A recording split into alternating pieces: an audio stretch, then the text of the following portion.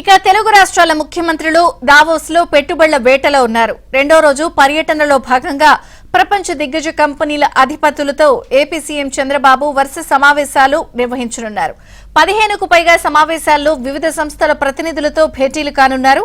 Singapore ప్రతినిధులతోనూ Chandrababu సమావేశం కానున్నారు. అంతర్జాతీయ మీడియా సంస్థలకు ఇంటర్వ్యూలు ఇవ్వనున్నారు. ఏపీలో పెట్టుబడులు పెట్టే అవకాశాలను CM వివరించనున్నారు.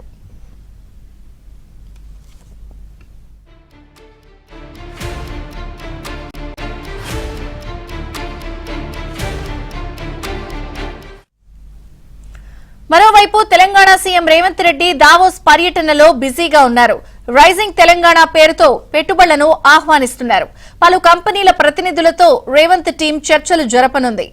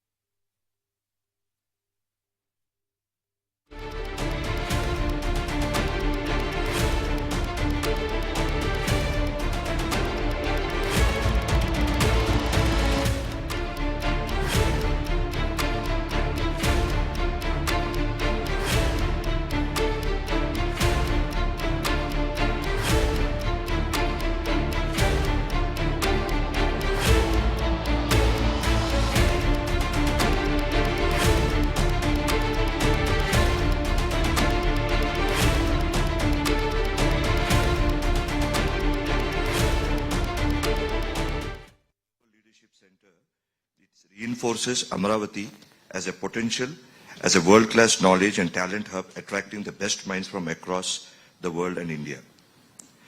And this initiative reflects deep commitment to empowering future leaders and professionals, ensuring that Andhra Pradesh continues to produce top-tier talent in governance, business.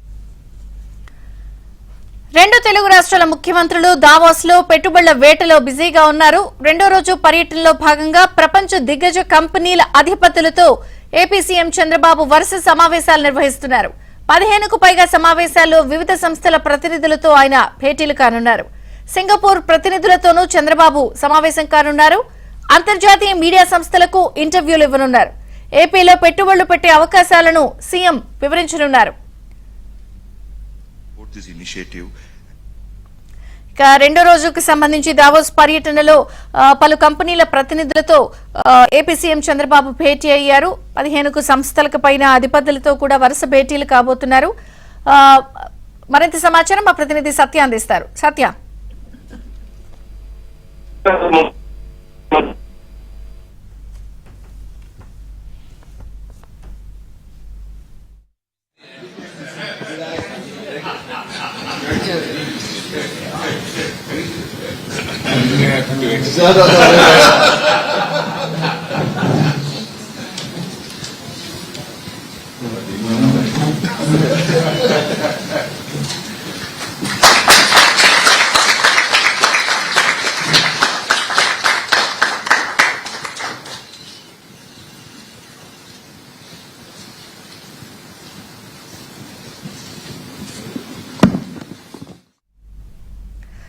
సత్య, రెండో రోజు ఏపీ సీఎం దావోస్ పర్యటన అప్డేట్స్ ప్లీజ్.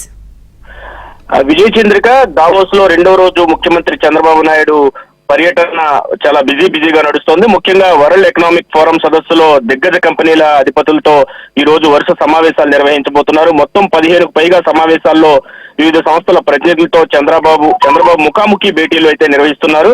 ముఖ్యంగా green hydrogen, green manufacturing, next petrochemicals hub, energy transmission, blue economy సదస్సుల్లో ఆయన పాల్గొనబోతున్నారు. వీటికి సంబంధించిన round table సమావేశాలకు ముఖ్యమంత్రి హాజరై మన రాష్ట్రాన్ని అక్కడ ఎలివేట్ చేయబోతున్నారు. మరోవైపు Singapore deputy prime minister Gan Kim Yong, అదేవిధంగా యుఏఈ ఎకనామీ మినిస్టర్ తోనూ ఈ రోజు సీఎం ప్రత్యేకంగా భేటీ కాబోతున్నారు.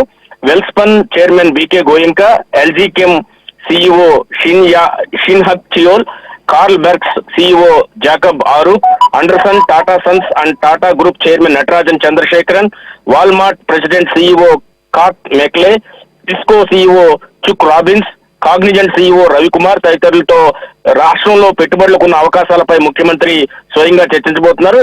బ్లూంబెర్గ్ వంటి అంతర్జాతీయ మీడియా సంస్థలకు ఇంటర్వ్యూల ద్వారా రాష్ట్ర ప్రభుత్వ పాలసీలు, పెట్టుబడుల గురించి ఆయన ప్రత్యేకంగా వివరించబోతున్నారు. ఒకవైపు ఏపీ సీఎం, మరొకవైపు తెలంగాణ సీఎం కూడా దావోస్ లో పెట్టుబడి వేట అయితే కొనసాగిస్తున్నారు. ఇద్దరు కూడా జూరిచ్ విమానాశ్రయం దిగిన వెంటనే ఒకసారి ఇరు రాష్ట్రాల్లో జరుగుతున్న అభివృద్ధిపై కూడా చర్చించారు.